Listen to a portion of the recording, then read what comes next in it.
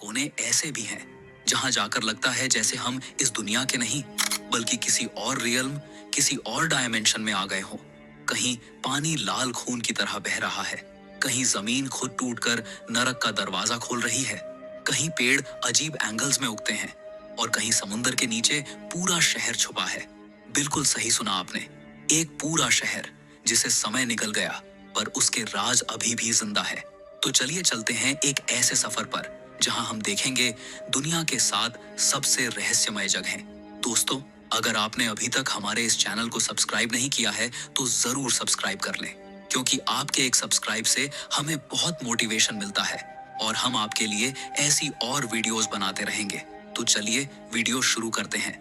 Number 1, the under water city of Shicheng, China.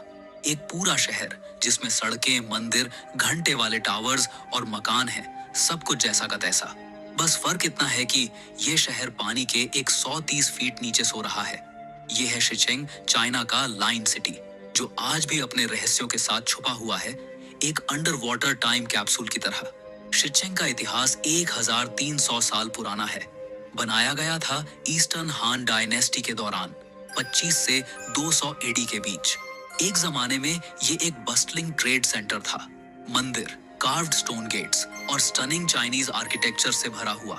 लेकिन एक दिन बिना किसी 1970 के दौरान चाइना ने शिनान रिवर हाइड्रो इलेक्ट्रिक डैम बनाने का फैसला लिया।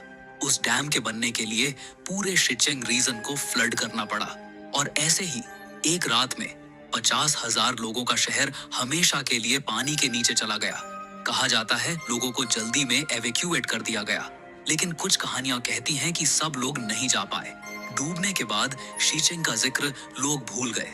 फिर आज से कुछ साल पहले एक डाइविंग एक्सपीडिशन ने वापस ढूंढ निकाला और जो उन्होंने देखा उसने साइंटिस्ट्स और हिस्टोरियंस दोनों को हैरान कर दिया। पानी के नीचे उन्होंने देखा 5 सिटी गेट्स, 265 आर्चवेज और ऐसे कार्विंग जिनके पैटर्न आज के मशीन से बनाना भी मुश्किल है। वॉल्स अब भी खड़ी हैं, ड्रैगन्स और लायंस के स्कल्पचर्स अब भी उसी जगह हैं, बस उनके आसपास एक अजीब साइलेंस है। कुछ डाइवर्स कहते हैं जब वो अंदर जाते हैं तो उन्हें एक बजती हुई घंटी की आवाज सुनाई देती है, जैसे कोई पुराना मंदिर उन्हें बुला रहा हो। कुछ लोग कहते हैं पानी के नीचे एक फॉग लाइक एनर्जी महसूस होती है, जैसे शहर अब भी जिंदा हो। साइंटिस्ट्स के लिए सबसे बड़ा मिस्ट्री ये है, 100 फीट से ज्यादा पानी के नीचे होने के बाद भी शिचिंग के बिल्डिंग्स, स्टेयरकेसेस और स्टैच्यूज बिल्कुल प्रिजर्व्ड हैं। ना करोजन, ना क्रैक्स, जैसे वक्त ने इस शहर को टच करने से मना कर दिया हो। अब शिचिंग को लोग the Atlantis of the east कहते हैं, एक ऐसा शहर जहां वक्त रुक गया और जिंदगी पानी के अंदर बस एक खामोशी बनकर रह गई। Number 2, the Blood Falls, Antarctica. बर्फ से ढका हुआ वो महाशहर जहां हर तरफ बस सफेदी ही सफेदी है, जहां हवा इतनी तेज चलती है कि इंसान का चेहरा पत्थर बन जाए। लेकिन इस व्हाइट कॉन्टिनेंट के बीच एक जगह है जहां बर्फ से लाल खून बह रहा है। ये है द ब्लड फॉल्स, अंटार्कटिका के टैलर ग्लेशियर के पास। एक ऐसी झील जहां से लाल रंग का पानी बर्फ के बीच से निकलता है, जैसे किसी ने जमीन को छील दिया हो और उसमें से लहू उबल रहा हो। इसका डिस्कवरी 1911 में एक जियोलॉजिस्ट ने किया था, थॉमस ग्रिफिथ टेलर। जब उसने पहली बार देखा तो उसे लगा शायद ग्लेशियर के नीचे रेड एल्गी उग गई हो, लेकिन जब टेस्ट किया गया तो सच सामने आया। ये कोई एल्गी नहीं थी, बल्कि आयरन रिच वाटर था, जो बर्फ के अंदर एक एंशिएंट लेक से आ रहा था।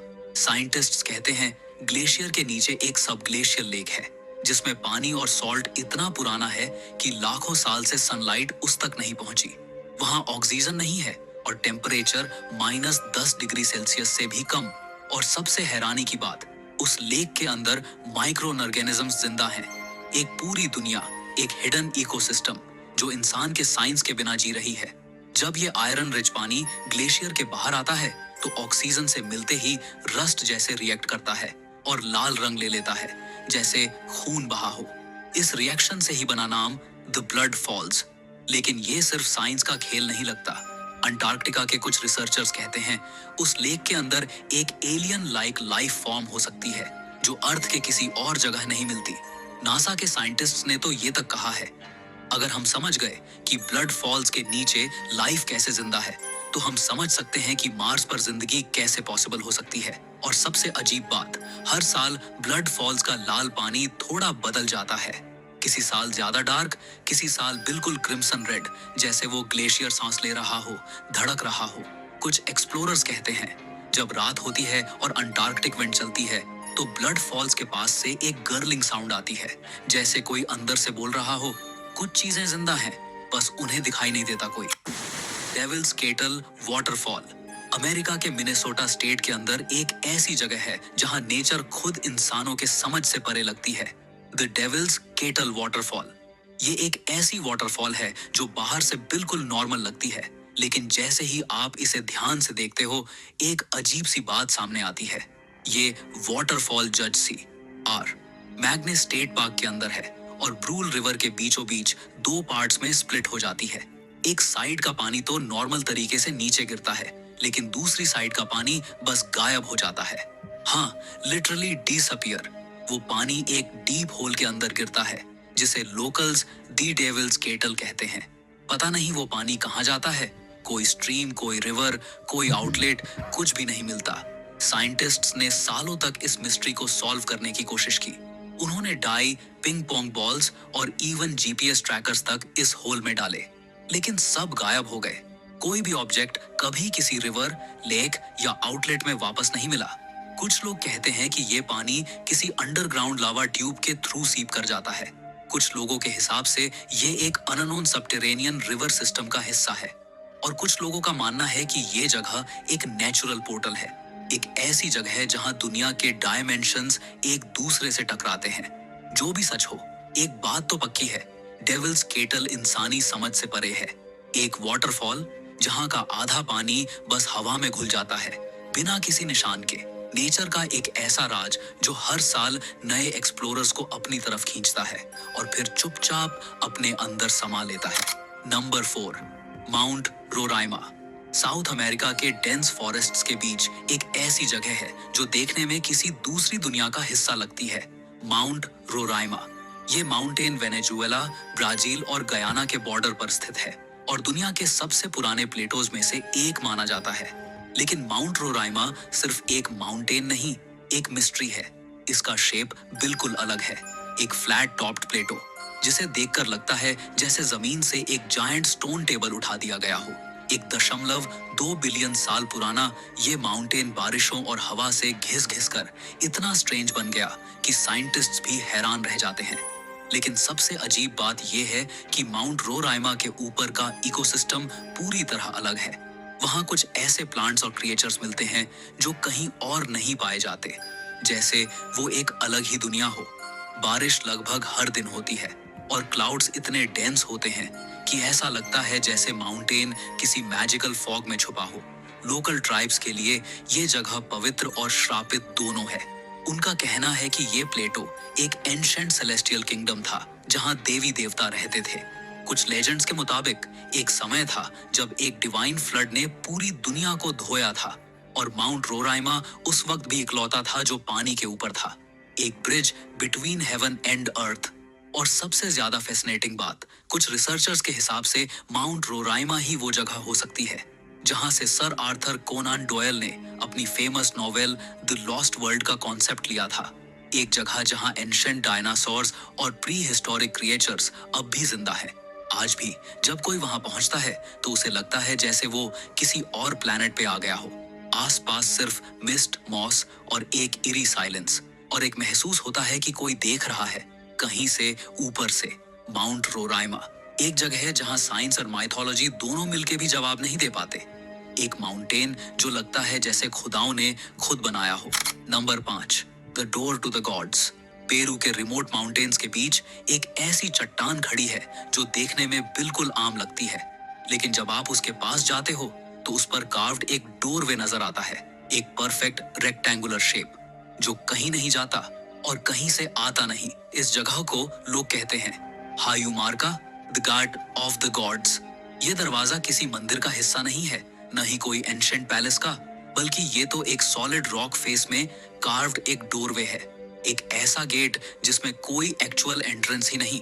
लेकिन लोकल लेजेंड्स के मुताबिक ये डोर देवताओं का द्वार है, जहां से कुछ लोग परलोक या देवलोक तक जाने में सफल हुए। इनका कहना है कि प्राचीन समय में एक इनका प्रीस्ट था। उनका नाम था अमारू मेरू। जब स्पेनिश कॉन्करर्स पेरू में घुस आए तो अमारू मेरू अपने साथ एक गोल्डन डिस्क लेकर यहाँ आए, जो उन्हें सन गॉड के मंदिर से मिला था। उन्होंने इस दरवाजे के सामने वो गोल्डन डिस्क रखा और जब उसने दरवाजे के सेंटर में लगाया तो एक ब्लाइंडिंग लाइट छोड़ी और प्रीस्ट उस डोर के अंदर गायब हो गया। उसके बाद से वो कभी वापस नहीं आया। तब से लोग कहते हैं ये पुएर्ता दे हायूमार्का सिर्फ एक स्टोन कार्विंग नहीं, बल्कि एक इंटरडायमेंशनल पोर्टल है। कुछ ट्रैवलर्स बताते हैं कि जब वो उस दरवाजे को हाथ लगाते हैं तो उन्हें अपने शरीर में एक एनर्जी सर्ज महसूस होती है और कुछ को तो स्ट्रेंज विजन्स भी दिखते हैं। पुरानी सिविलाइजेशंस, ब्राइट लाइट्स और जायंट बीइंग्स के डॉट साइंस के पास इस बात का कोई एक्सप्लेनेशन नहीं है। कुछ लोग कहते हैं ये सिर्फ रॉक इरोजन का रिजल्ट है, पर जब आप उस डोर के पास खड़े होते हो तो एक अजीब सा पुल महसूस होता है, जैसे वो आपको बुला रहा हो अंदर। और सबसे रहस्यमय बात ये है, जब इस डोरवे के आसपास लाइटनिंग गिरती है तो लोग कहते हैं एक ब्लू ग्लो इसके अराउंड दिखाई देता है, जैसे कोई डोरमेंट पावर अब भी उसके अंदर छुपी हो। क्या ये सच में देवताओं का द्वार है या किसी लॉस्ट एंशिएंट टेक्नोलॉजी का निशान? कोई नहीं जानता। बस इतना कह सकते हैं, जो भी हायूमार्का के सामने जाता है वो वापस वही इंसान बन के नहीं लौटता। Number 6, the crooked forest. Poland के वेस्ट पोमेरानिया रीजन में एक छोटा सा फॉरेस्ट है जिसे लोग कहते हैं द क्रूकेड फॉरेस्ट, और ये दुनिया के सबसे अजीब और रहस्यमय जंगलों में से एक है। दूर से देखो तो ये एक आम पाइन फॉरेस्ट लगता है, लेकिन जैसे ही आप अंदर जाते हो आपको नजर आएंगी 400 के करीब पाइन ट्रीज, जो सब के सब एक बिजार शेप में मुड़े हुए हैं। हर ट्री अपने बेस से लगभग 3 फीट ऊपर तक परफेक्ट 90 डिग्री एंगल में नॉर्थ की तरफ मुड़ता है और फिर वापस सीधा ऊपर बढ़ता है, जैसे किसी ने इन्हें फोर्सफुली बेंड करके छोड़ा हो। ये सारे ट्रीज एक ही डायरेक्शन में झुके हुए हैं, जैसे किसी ने एक साथ उन पे कोई स्ट्रेंज मैग्नेटिक पुल या ग्रेविटेशनल एक्सपेरिमेंट किया हो। साइंटिस्ट्स और हिस्टोरियंस दोनों ये समझने की कोशिश कर रहे हैं कि आखिर इन ट्रीज का ये शेप बना कैसे। कुछ लोग कहते हैं ये सब ह्यूमन एक्सपेरिमेंट का रिजल्ट है। उनका कहना है कि 1930 के आसपास लोकल लोगों ने इन ट्रीज को बोट या फर्नीचर बनाने के लिए इंटेंशनली बेंड किया था, ताकि इनका वुड नेचुरली कर्व्ड हो जाए। लेकिन ये थ्योरी एक सिंपल सवाल पे अटक जाती है, अगर ये मैन मेड था तो ये टेक्निक सिर्फ यहाँ ही क्यों यूज हुई, और ये सारे ट्रीज एक ही पैटर्न में कैसे उग गए। दूसरी तरफ कुछ लोग कहते हैं ये स्ट्रेंज ग्रेविटेशनल अनोमली का रिजल्ट है। कहीं कुछ मैग्नेटिक फील्ड ने उन्हें बेंड कर दिया हो, या शायद किसी कॉस्मिक इवेंट का इफेक्ट हो जो सिर्फ इस जगह पे हुआ।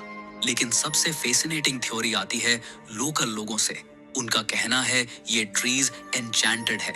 उन्होंने कहा ये जगह कभी एंशिएंट एनर्जी फील्ड का हिस्सा थी, जहां नेचर के रूल्स अलग थे।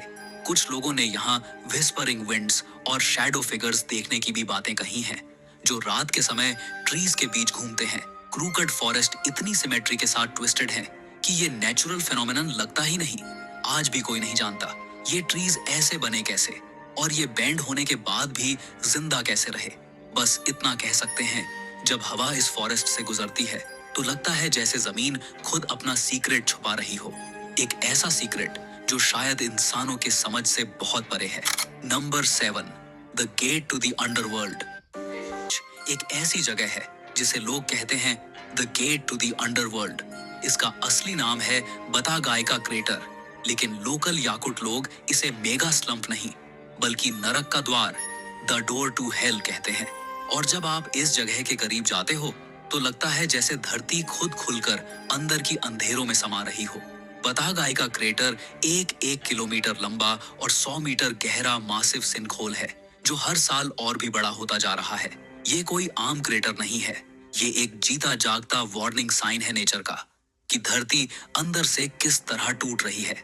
इसका फॉर्मेशन 1960 के आसपास शुरू हुआ, जब साइबेरिया में पहली बार मासिव डिफोरेस्टेशन की गई। पेड़ काटने से जमीन का नेचुरल इंसुलेशन खत्म हो गया और उसके नीचे जो परमाफ्रॉस्ट यानी बर्फीली जमात जमीन थी वो मेल्ट होने लगी, और जैसे जैसे वो पिघली धरती अंदर से धंसने लगी। पहले छोटा सा स्लोप बना, फिर वो धीरे धीरे एक मॉन्स्टर पिट में बदल गया। आज ये इतना बड़ा हो चुका है कि सैटेलाइट से भी क्लियरली दिखाई देता है। लेकिन सबसे अजीब बात ये है, ये क्रेटर सिर्फ जमीन तोड़ नहीं रहा, बल्कि पास्ट को जिंदा कर रहा है। जब साइंटिस्ट्स ने बतागायका के अंदर रिसर्च की, तो उन्हें मिले pre historic animal remains, woolly mammoths के बोन्स और ऐसे एंशंट प्लांट्स जो लाखों साल पुराने थे। यानी ये crater literally earth time machine बन गया है, जो हमारे सामने धरती के अंदर छुपी मिलियन साल पुरानी कहानियां खोल रहा है। लेकिन लोकल्स इसे एक भूतिया जगह मानते हैं। उनका कहना है, जब आप इस जगह के पास जाते हो तो आपको एक अजीब घुरघुराहट सुनाई देती है, जैसे जमीन के अंदर से कोई चीजें कराह रही हो। कुछ लोग कहते हैं ये धरती के अंदर से आत्माओं की चीखें हैं जो कभी शांत नहीं होती। और सबसे हैरत की बात, साइंटिस्ट्स कहते हैं कि ये क्रेटर रोज बढ़ रहा है, हर साल 10 से 20 मीटर तक फैल रहा है। अगर ये ऐसे ही बढ़ता रहा तो एक दिन पूरा साइबेरिया एक जायंट ओपन वाउंड बन सकता है, एक जिंदा गेट टू द अंडरवर्ल्ड। ये जगह सिर्फ एक नेचुरल वंडर नहीं, एक साइलेंट प्रोफेसी है जो हमें बताती है कि जब हम